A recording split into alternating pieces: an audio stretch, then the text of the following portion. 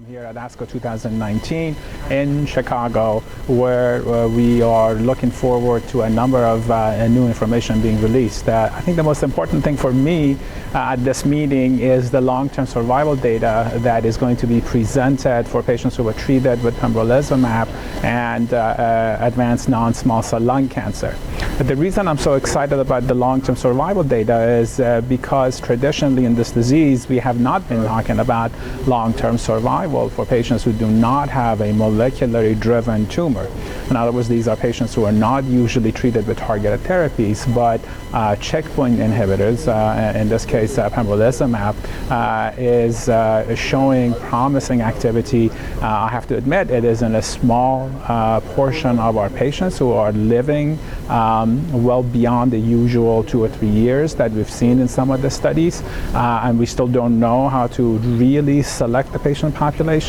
However, I think because of the fact that we are able to talk about really long-term survival in patients with metastatic non-small cell lung cancer, I think the data has significance, and it should be discussed and paid attention to.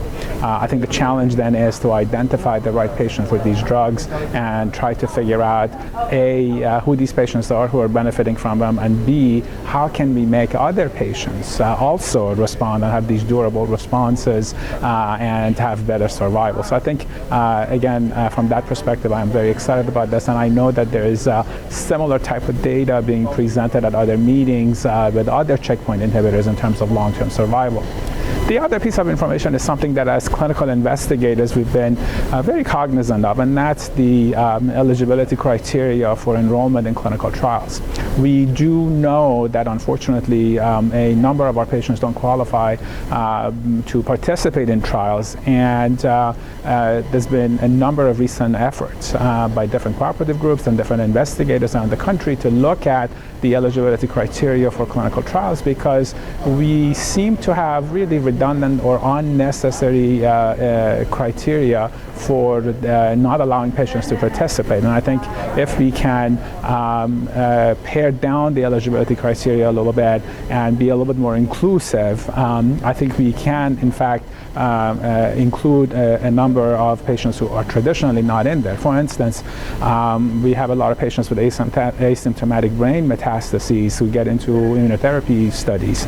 I think in the old days we used to exclude patients who had any evidence of brain metastases. I think we're beginning to learn that perhaps with these asymptomatic brain metastases, as long as we have appropriate monitoring, these patients can in fact get on the study, and some of them could in fact benefit.